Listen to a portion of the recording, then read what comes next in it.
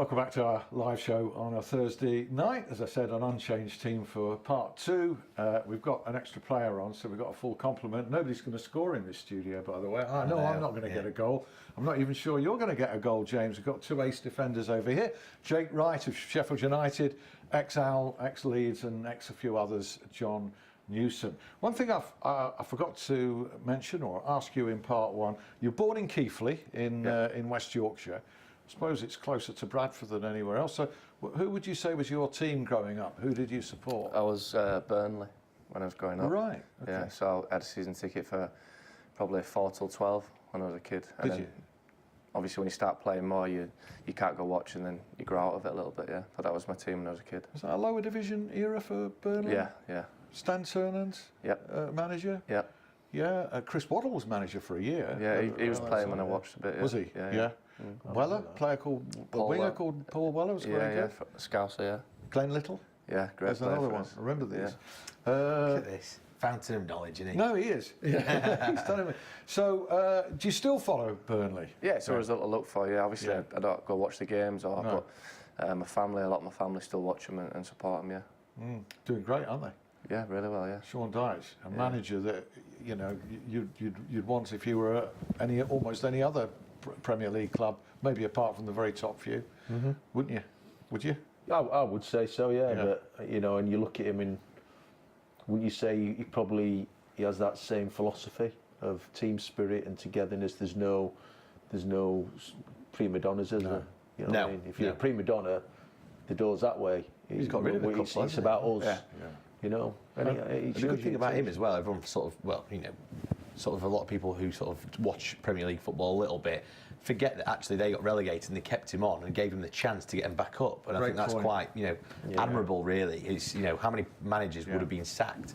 And people would be rubbing their hands, wouldn't they? If Sean Dyche got sacked, I think that's probably why they didn't get rid of him. They would, and keeping him has repaid them. Yeah, absolutely. Like you say. Yeah, another thing as well, from part one we were talking about team spirit and guys like Chris Wilder and Neil Warnock being able to just pull everything together. Sean Dyche can handle a supposedly difficult character as well. You look at Joey Barton, and there was not a peep of a problem out of him when he played for Burnley, apart from the dive. No, he done really well at Burnley. He got promoted, didn't he? And he's done really well. So yeah, obviously it's down to man management a lot of the time, and sometimes you can't really do much for a player. They're going to cause trouble wherever they are, but a lot of time it's the right manager being able to, you know, put their arm around them. Or you can't shout at every player, and you can't put your arm around every player. Different people need different things. Is that what Chris does? Does he treat people differently in terms of what's required to press the button? Yeah, don't get me wrong. He can, you know, lose his temper with every player, but he knows which players to push and which players that he might have a quiet word with, and that's why he gets the best out of, you know, majority of players he's had. Is there a good cop, bad cop routine with Alan Nil there? Yeah, Nil is more a good cop, yeah, definitely. Thought so. We thought that, didn't we? Yeah, of course. Yeah. You're running to Nilly. Every game's a big game. I mean, they're so attractive this season. Ipswich Town at home, you know, top of the table championship game. Yeah, it's massive. You know, there's no easy game. You know, we look at every fixture and they're all big clubs, and it's obviously the first time I've played in the championship, so every week's a massive game personally for me, and a game I look forward to. There's a lot of new grounds that I've not been at, and I'm just, you know, enjoying playing at this level. How far is this momentum pushing you? Has it pushed you further than you maybe expected to go at this point? You know, obviously we're really happy with the start we've had, but we believed that we could do that. You know, we kept it. We didn't shout out that we're going to do really well. You know, we just knew ourselves that we've got some good players, and you keep saying team spirit, but we've got some really good players. And for me, the two midfielders, Coetzee and Flecky, I don't think there's many better in the league. You know, as a partnership, and you know, if we keep them fit and keep them playing, I think we've got a good chance of, you know, doing something this year. Yeah, players have grabbed the opportunity to show that they can really play at that level. Definitely, and be effective. But every one of these games, I imagine Blades fans are looking at them thinking, even Ipswich at home, oh, we'll win that. We're going to go and win that. Yeah, you know, we can't get carried away. You know, they're obviously a big team with massive budgets, and teams who've been in this league for a long time. You know, we've been out for 5 or 6 years now, so we just got to take every game as it comes and keep picking up points. You know, I'll have another look at Christmas and see where we are then. Every manager will always say, oh, we're going to try and win this game. And then when you see the game, you know that really they're just trying to nick a point. When I watch you, you are trying to win the game, every single one. Yeah, we'll start probably every game 3-5-2 and go for it. And the gaffer's not scared of changing things through the game. Everyone knows how we're going to play. We're going to, play good football, press, work hard, and try and win a game. And if you can't win the game, try and get a draw. Strikes me that they'll be a tough nut to crack because they're notoriously difficult. Mick McCarthy's a sort of pragmatic manager, I always think, who's pretty happy to get a point away from home, win at home, get a point away. Strikes me as often his philosophy. So to break them down might be difficult. Yeah, but we had a lot of games similar to that last year where teams came and just parked the bus and tried to get something out of the game. So I don't think Ipswich are going to come and get everyone behind it. They'll be a little bit more attacking than last year. But if they do sit defensively, we've got ways of getting goals. And it may be similar to the Norwich game, obviously, where we were unfortunate didn't get a goal. But if we carry on playing and carry on probing and doing the right things, we'll get more goals in more games. And then I think it suits United. I go to the Lane a lot, and you look at the teams last year in League One, and what you said was right. They sit back and they've come right. We're at Bramall Lane. If we get a point, great. This year, obviously, teams are trying to play, and it's sort of more of an even kind of thing. They fancy the 3 points themselves. I think that plays into United's hands a little bit, doesn't it? Certainly the Forest game. I don't know what you thought of the Forest game, but from watching, I thought, well, they actually were the better team, Sheffield United. Yeah, definitely. I think you're right. When teams come at us, that's when we're at our most dangerous because we've got some brilliant players, who can get good holes and find gaps. If everyone sits behind the ball, it's difficult to break anyone down. Yeah. Should be a good game. Reading the following week. It's all great at the Lane. Bring James in a minute to round up everything else, and there's quite a bit. Sheffield Wednesday hit a standard against Leeds that they have to maintain now. And it wasn't, we know the quality of football there, it was more the state of mind about the way they played it, wasn't it, for you? Yeah, I thought so. I thought the first 15 to 20 minutes it was quite even Stevens really. I thought they both created a couple of good chances, and I've spoken in the past about goals change games, don't they? And as soon as that first goal went in, you could literally physically see the confidence in the players and the eagerness and the tempo to not just play with a higher tempo, but play quick and look forward early and want to take the game to the opposition, And that for me was the difference really. And then the second half, I thought again it started pretty even, but we were the better team and we came into it and it could have been. Crucially, Leeds missed those early opportunities. Sheffield United took theirs. Absolutely. That can make a big difference. I said on the day it could have been 7-3 that day against Leeds. And by the way, that's not been ridiculous. It could have been though. There was Woodwork was hit about 4 times and I was going to mention you're the guy to ask. Joost van Aken. Okay, so he's new to English football. He's obviously a quality player on the ball, can distribute it really well. But, you've seen some mistakes there, and there were a couple that weren't punished by Leeds in that game. Not taking anything away from a great Wednesday performance. He needs to settle down a bit. I don't know what you think. Yeah, I think you're right. But, you look at it, you put yourself in his position. He's a 23-year-old lad who's been playing in the Dutch league, and all of a sudden the championship sides come in for him who before the start of the season were probably one of the fancied teams to try and get promotion or get into the playoffs. So he's come to a different country, he probably doesn't know anybody here, he's thrown in at the deep end. They've not been defensively anywhere near as good as they were last year. It's a lot for a 23-year-old lad to take on his plate, and I just think sometimes as well, you've just got to have that little bit of luck. Yeah. You've got to have that little bit of luck, and I think against Leeds in the first 15 or 20 minutes, we had that little bit of luck, and you've known it. There's games you've played and you think, I've hardly done anything wrong today, and we've got beat 2-0. Norwich, you mentioned Norwich. I've made 2 mistakes, and bang bang, you've got done 2-0, and then there's other games where you've dropped a right clanger and you walk off and you've won 1-0 and you think, have I got away with that one? You know what I mean? And so it does have that little bit of fortune really at times. But I also think that this last 2 weeks, with the international, is a great time to sort of like bed him in and get him used to our game. You know what I mean? Because it is a totally different game. I don't think they're used to running that way. No. You know, international or foreign centre halves are not used to people running in behind them. Right. It's all in front of them all the play. Absolutely, it's all there, you know. And all of a sudden, somebody spins off you and runs in that hole. Goodness me, what's happening here? Different game. Right, okay, talk about different game. Lots of different games. There is, yeah, absolutely. We've already talked about Blades against Ipswich and Owls, of course, away at Bolton after that international break. Of course, after that brilliant win against Leeds. John, actually, if you were Wednesday, Leeds, cheering Wednesday on, weren't you? Were you? I was stood on the cop at 6-year-old. All right, yeah. Does that answer your question? Yeah, it does. Yeah, all right, it does. Silly question, really. It was, yeah. Of course, it does. We'll go to non-league then, because why not? Hallam FC have jumped up the table a bit, 12th in the Northern Counties East League. Division 1 table now. 7-0 win at Sandygate, followed by a 5-0 win at Sandygate against Brigg Town. They lost last night to Grimsby, but play against the team that knocked them out of the FA Vars on Saturday, Rossington. 12 goals in 2 games, and then it was a 6-goal thriller at Grimsby. Yeah, lost 4-2. Yeah, so I know, so not quite sure what's going on. They're at home on Tuesday. I'm going to go. I'm doing a round of non-league clubs at the moment, so they're next on my list. So I've got to go and see them at home next Tuesday. Forget who they're playing.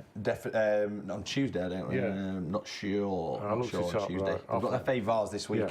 So they've got Rossington Main this weekend. Right. Mark Shaw, by the way, did you talk about this last week? You mentioned him, yeah. Yeah, so he's now the manager of Sheffield FC. They've been a bit better since he did take the job 9 days ago. 1 league game, 1 win so far. I think that's all they'll be bothered about. Away at Spalding United this weekend. Sheffield FC ladies as well, by the way. Back-to-back wins of the Women's Super League. They lost the first game, so they're actually sort of in the top few teams in that league. They got thumped last night in the FA Continental Tyres Cup last night against Liverpool. Their next game is at the Coach and Horses ground against Durham in a couple of weeks' time, so we'll preview that one just before that.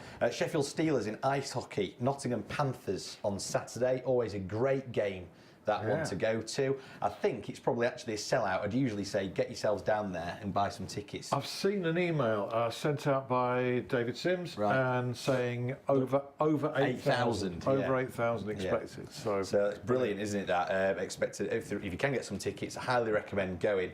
It is great entertainment, that actually. Boxing tomorrow night. Sam Sheedy, or as they call him, Speedy Sam Sheedy. He's actually boxing at Ponds Forge, defending his Commonwealth belt. I'm sure there's some tickets left for that if you do fancy a bit of a boxing fix tomorrow night. And we'll finish off with the golfers, Matt Fitzpatrick and Danny Willett at the Italian Open. Fitz shot a -3. 68, whilst Danny Willett, why are you getting that £20 note out? Danny Willett's 2 over par, tied 118th. What's that for? Are you not doing a Carlos Carvalho on me, are you? No. I couldn't do that with this one because this is an old paper one. Oh, is it? But you mentioned a golfer there. Yeah. If we get him in, that's what. Yes. That £20 could change hands. Okay, fine. Depending on we've got a future guest in mind. If he gets him in, he gets that. If he doesn't, I get one of his. Right, that's fine by me. And I'm not screwing it up, by the way. So you're going to leave it on the table and I could nick it after the show? No. It's gone in there. I'll just further to that. Stocksbridge Park Steels, I went to watch last weekend. How was that? Well, they just scored 32 goals in 12 games. I ruined it for them. They lost 4-1 at home to Atherton Collieries, but I really enjoyed it. It's a wonderful, picturesque ground up there. I'm sure you know it, Stocksbridge. Yeah. Enjoyed that experience. And also, thank you to Senior Blades. I really enjoyed talking to Senior Blades. About 250 there were there. They obviously didn't know who the speaker was going to be, but it was a brilliant lunch and a thoroughly enjoyable time. Good to see so many old friends. That was on Tuesday this week.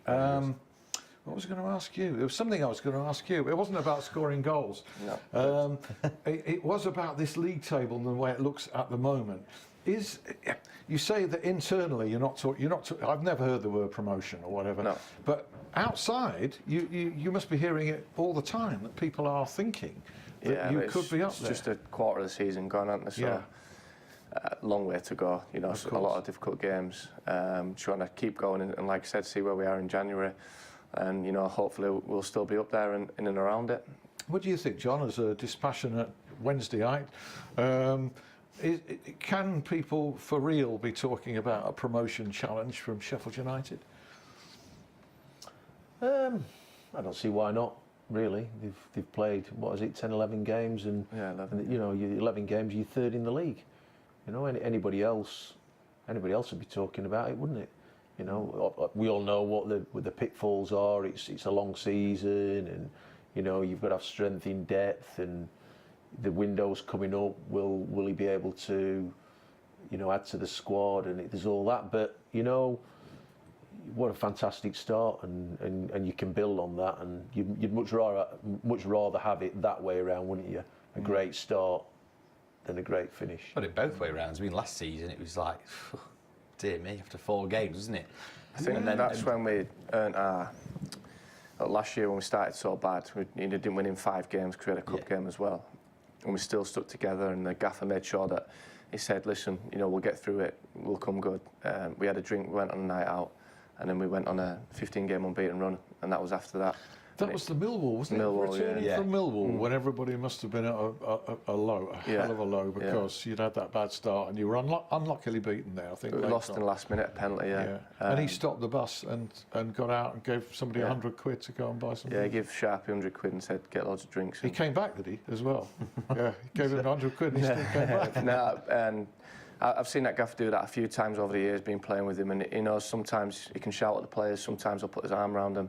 And I think he'd done that in the previous 4 or 5 games, so I think that was his last option to the lads to have a good drink. And I'm not saying that was the thing what made it, but the lads realised that, you know, he's sticking by us when times aren't good. So if times get good, he's going to be really good for us, and that's what it turned into. You're thinking it turns into, like, you know, from such a bad start to 100 points winning the league, like blowing everyone else away. It's crazy, isn't it, how fast it can change. So you know, if Sheffield United do go on a bad run, 5 defeats in a row or something like that, sort of in the middle of the season, you've almost got to park that to one side, don't you? And think, well, it doesn't matter where we have those little runs, whether it's the start and middle of the season, it's going to, you're not going to be bothered by it, are you?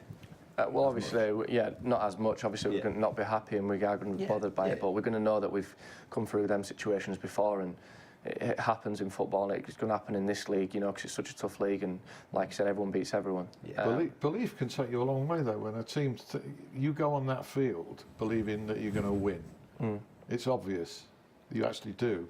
Other teams seem to go out there hoping that they're going to win. Belief and confidence, isn't it? You know, we talked about camaraderie and togetherness, but that breeds confidence as well, doesn't it? And for me, all sport, not just football, it's all about confidence, isn't it? You can your tactics, and you can do stuff on the training ground, and you can be hard to beat, and we know all that, and that's for me part and parcel. But you know, I look back in my career, where did I play my best football? Where I was probably the most confident, and where I was probably looked after the best, or made to feel wanted more, and got more responsibility, and you know, and I shone in that environment. Yeah. Whereas in other areas where you're in and out of the team, and you don't know whether you're coming and go, and your confidence gets a bit of a knock, and you know, it's all a big thing. You've got a great perspective as well, Jake, because you've been in the real world. I mean, you haven't always just been a footballer, have you? You've done lots of other jobs. Yeah, I've had, you know, a few jobs before, and I've been out there, worked on building site and phone shop, and worked in a bar. So you know, I've had normal jobs, and obviously I've worked hard, and I've been professional. I've been full time since I was 16, but I've had to do that just to top my wage up because I was playing non-league. So you know, I've had it difficult. I've had, you know, times at Halifax we didn't get paid, and we got paid late, and then when they went bust, we didn't get paid over the summer. We just got told we had to find a job, basically find a new club, and went down to Crawley, and luckily enough did well there, and Brighton came in for a miss. So you know, I've been on the other side, and I've had difficult times, but for me that makes these times even more special. You're 31 now. Is that going to make it easier? I don't know what your plans are, but if you leave football when you finish playing, is that going to make it easier for you to integrate back into the kind of real world again? Yeah, I think it will do. I think it. You know, I've done it before, and I'm not afraid of doing it again. You know, sometimes I think I'd like to stay in football. Other times I'm not sure. Hopefully, I've got another 4 or 5 years playing. But if I do have to go into the real world, as you say, you know, I'm not afraid of doing it. If you stayed in football, you're talking about coaching and management. What puts you off? I mean, you're not clear that you'd want to do it. What are the downsides to that? I just think it's a very difficult job to get into, and I can say I want to do it, but I don't want to pigeonhole myself into saying that's all I want to do, because I think that's a dangerous thing to do, because if it gets to the end of my career and that's all I've focused on, and then you know, there's not a job available, I can't find any work, or I do it and I'm not good at it, you know, I'll be in trouble. Whereas if I keep, you know, my options open and work out exactly what I want to do, I think it leaves my options better. Well, John's got all the coaching badges, but no coaching job. You've got all the badges, haven't you? Yeah, I've got my A licence and everything. Yeah, I got them 15 years ago. Yeah. That must be a bit heartbreaking that you've put yourself through that. You've done everything required, and well, there's only so many jobs. Well, it was a path that I was wanting to take at the time, and then, you know, my personal circumstances changed dramatically, that I couldn't continue along that path. So, what do? You know, it's a bit like when my career finished through injury. What do? Do you feel sorry for yourself? Do you get upset? There's a big thing about depression, but you know, for me, I looked at it and said, right, I'm 29, 30 years of age. I've had 11 years as a professional footballer. I would have snapped somebody's hand off at 14 years of age if somebody had given me that. So for me, my glass has always been half full, and it's now on to the next chapter, and I've gone into doing something else, and I'm still doing that, and I still love football. I still love being involved in football and watching it and talking about it, and I've I have contemplated possibly going back into it, but it's you know, like Jay says, it's a big ask, and I think sometimes you get comfortable as well. The adjustments in the news, isn't it? A lot. I mean, I was only reading, I think today, Chris Kirkland doing a very moving interview about, quite frankly, talking about the depression that he suffered. And it's probably, I mean, no names, no patch, but you'll be aware of that. I mean, you live among footballers, and you'll know ex-footballers as well. So it's not uncommon, is it? No, you know, it's a brilliant job, but it's a difficult one, you know, and there's a lot of things that people don't see unless you're involved in football, and it can be during while you're playing. You know, you're not in the team, you're injured, got a long-term injury, you feel out of the group, you go to a club where it's not working out for you. You know, you move away from your family, and then on the other side, when you finish football and that's all you wanted to do, and your career ends early, you know, through no fault of your own, through an injury, it can be very difficult. And a lot of the time people don't see that side of the game, and it does happen. But there's not a lot of sympathy sometimes, because people mistakenly say, "Oh, what's he got to be depressed about? Famous guy like him with all that money." But it's nothing to do with. It's replacing that feeling as well. You know, a lot of people who come. I think the other thing as well for me is that what not a lot of people touch on is that a high percentage of footballers are quite insecure people, because the job and the environment dictates that. You know, you're coming after a game and you're wanting that pat on the back. You're wanting to know that you've done well, and if you don't get that pat on the back, and so you know, people are constantly yearning for the praise and the well done, and if you don't get that, you get the rollicking. You know, so there's highs and lows, and that breeds for me insecurity. And nothing can replicate a football dressing room. We were talking about that before we came on air. you say you couldn't behave in an office the way that you guys behave in a football dressing room. Not a chance. Look at that. Or Absolutely not. Yeah, that's true. That's true. But they behave very well in TV studios. They do, yeah. Very, very exemplary behaviour. It's been brilliant, Jake. Thanks ever so much for coming in and seeing us. I really appreciate it. Thoroughly enjoyed chatting to you. John, we'll see you again in a couple of weeks or whenever. But it's brilliant that whenever I get the invite, it's my pleasure. It's our pleasure to have you. Thanks very much indeed, both of you. Cheers. James, cheers as always. Again, brilliant roundup, brilliant chat on the show. It's repeated at 11 p.m. tonight. It'll be on my YouTube channel as well. Back with another show this time next week. We'll see you then, hopefully. See you.